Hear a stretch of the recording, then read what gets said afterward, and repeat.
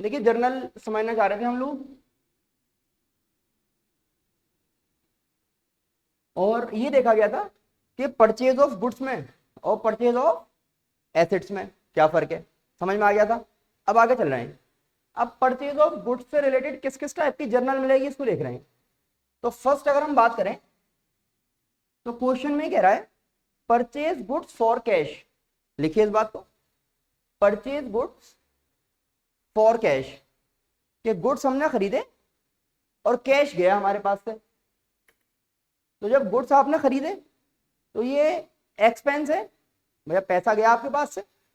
तो क्या बताएंगे कि डेबिट ऑल एक्सपेंसेस के हिसाब से परचेज अकाउंट डेबिट,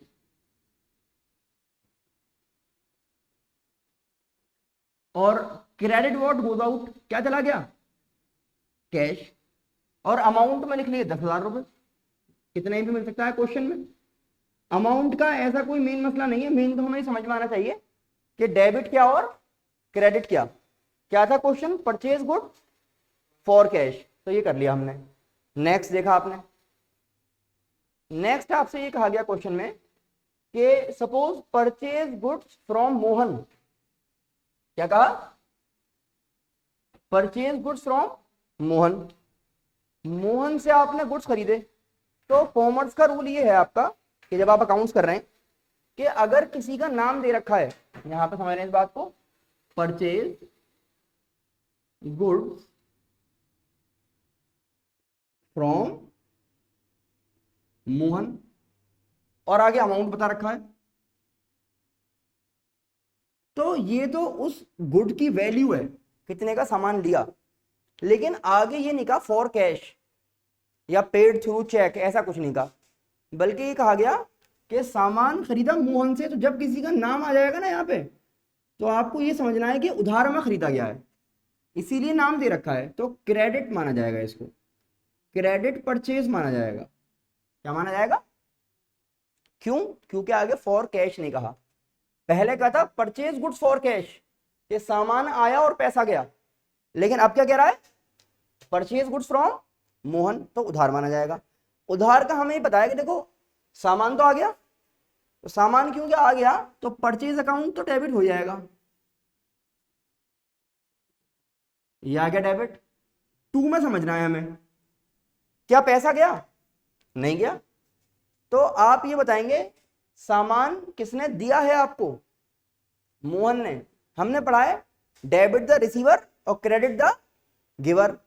सामान किसने दिया है, मोहन ने, तो मोहन का नाम याद रखना पड़ेगा ना हमें, तो टू मोहन आ जाएगा यहां पे।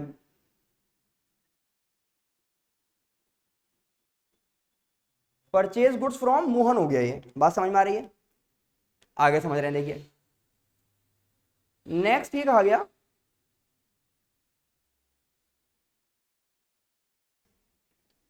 लिखिए जरा, purchase goods, purchase goods for 15,000, purchase goods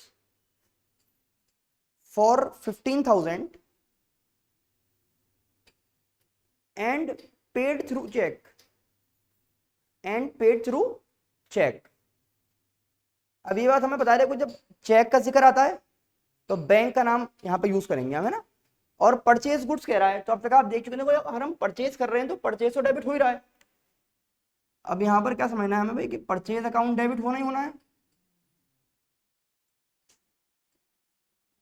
अगर आपके पास से कैश जाता तो हम कैश का यूज करते, लेकिन चेक बता रहा है क्वेश्चन में, तो चेक का मतलब ये हो गया आप बैंक लिख देंगे, बस इस बात को समझना है। और अमाउंट आ जाएगा 15,000, सही है ना। इसी में देखेंगे क्वेश्चन में भाई और क्या कह सकता है। अब जैसे हमसे कहा गया कि परचेज आपने कर लिया और परचेज करने के बाद कुछ पैसा तो हाथ के हाथ पे कर दिया और कुछ उधार रह गया, ऐसे भी तो हो सकता है। तो लिखेंगे जरा इस चीज को, purchase goods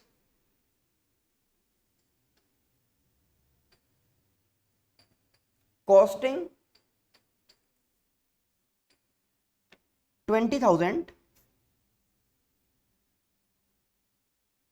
purchase goods costing 20,000 and half of the amount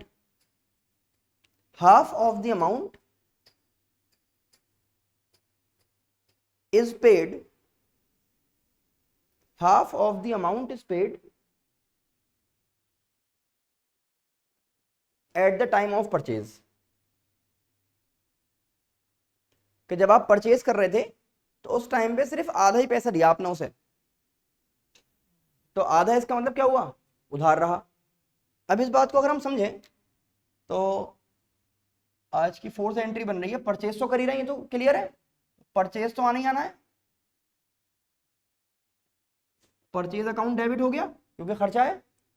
अब पैसा कितना गया, 20 तो नहीं गया, यही तो बात है। कितना गया, हाफ कह रहा है ना, हाफ, तो 10,000 गया, तो 10,000 रुपए चले गए और 10,000 रुपए उधार रहे। अभी हमने देखा जब हम क्रेडिट वाली बात कर रहे थे तो क्रेडिट वाले में नाम याद रखा था हमने, यहां पर देख रहे हैं ना, क्रेडिट का गिवर के हिसाब से मोहन का नाम याद रख लिया था।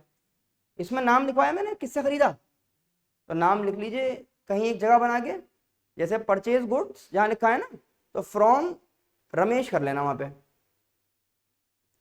Purchase goods from Ramesh. उसी हिसाब से यहां पर आप देखेंगे तो रमेश का नाम याद रख ले रहे हैं। रमेश को कितने रुपए देने, 10,000 रुपए, तो ये बाद में देने, ये उधार हो गया। सही है, कोई परेशानी इसमें।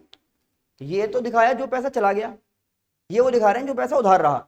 जैसे यहां देखेंगे यहाँ पूरा का पूरा उधार था 5,000, तो परचेज टू मोहन, और यहाँ पे कितना उधार रहा, 10,000, तो 10,000 सिर्फ लिखे रमेश के नाम पे, क्योंकि ये तो हमने दे दिए, जो दे दिए वो कैश में आ गए। ये क्रेडिट द गिवर में इतने रुपए याद रखने हैं हमें कि इतने रुपए को उधार लेके आए हैं मुझसे। अब एक और समझना है इस परचेज से रिलेटेड कि कभी कभी ऐसा होता है कि जो सामान आपने खरीदा है वो सामान आप वापस कर आए, कुछ खराबी होगी उसमें, कोई बात थी, तो खरीदा हुआ सामान क्या करा आपने, वापस कर दिया। तो वापस जब आप कर देंगे तो इसको एक नाम दिया जाएगा, परचेज रिटर्न। क्या नाम दिया जाएगा, कि खरीदा हुआ वापस चला गया, परचेज रिटर्न। इसी का एक और नाम है रिटर्न आउटवर्ड। क्या नाम है, रिटर्न आउटवर्ड। तो इसकी जर्नल कैसा बनाए, लिखिए, return goods to Mohan costing 1,000।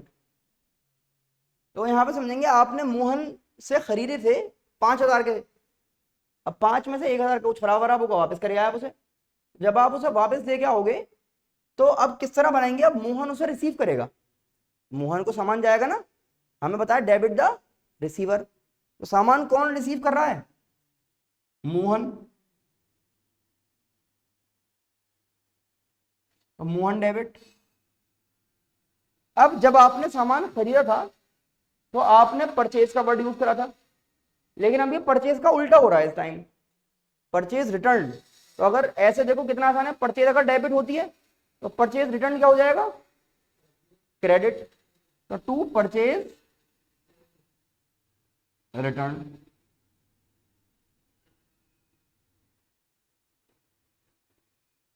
जब हमें ही पता है कि परचेज क्योंकि डेबिट होती है, अब खरीदा था, अभी उसका उल्टा काम कर रहे हैं हम, खरीदा हुआ वापस लेके जा रहे हैं, तो वापस जब लेके जा रहे हैं तो वर्ड का यूज कर देंगे परचेज रिटर्न। बात समझ में आ रही है, पक्का ना। तो ये हमने देखा परचेज से रिलेटेड इस टाइप के आपको क्वेश्चन मिल सकते हैं, या तो परचेज करोगे कैश में पेमेंट कर दोगे, या फिर परचेज करोगे उधार में, या चेक से पेमेंट कर दोगे, या फिर परचेज करेंगे कुछ पेमेंट कर देंगे कुछ रह जाएगा, और या फिर खरीदा हुआ वापस दियाओगे, वापस दियाएंगे तो ये बन जाएगा। बस आज के लिए आपने परचेज वाली समझ ली, एक एक करके लाइन से समझते हो चलिए। कल इसी तरह सेल वाली देखेंगे कि सेल में क्या क्या मिलेगा क्वेश्चन में, सही है ना।